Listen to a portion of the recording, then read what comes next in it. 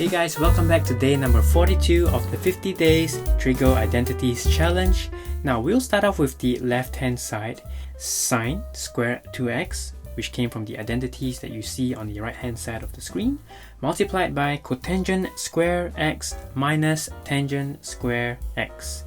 Now moving on, we'll have sine square 2x. Let's try to combine the terms in the bracket into one term, which is cosine square x over sine square x minus sine square x over cosine square x.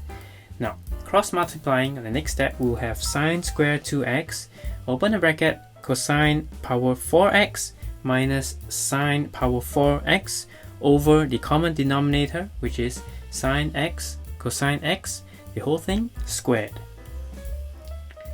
Simplifying further, we will then have 2 sine x cosine x, whole thing squared, because this is equivalent to sine square 2x, and we're going to multiply with, let's open a bracket, cosine square x plus sine square x, cosine square x minus sine square x.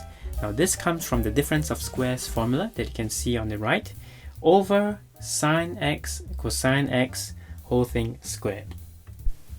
Now let's try to multiply a 2 square in the denominator and a 2 square on the numerator to make it equivalent. This is because we can then cancel out the terms on the outside of the fraction and on the denominator of the fraction, which is 2 sine x cosine x, whole thing squared.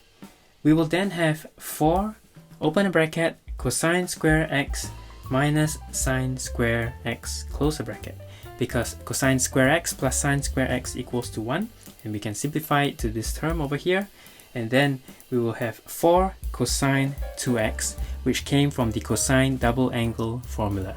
So this is equals to the right hand side of the equation. I'll see you in the next video.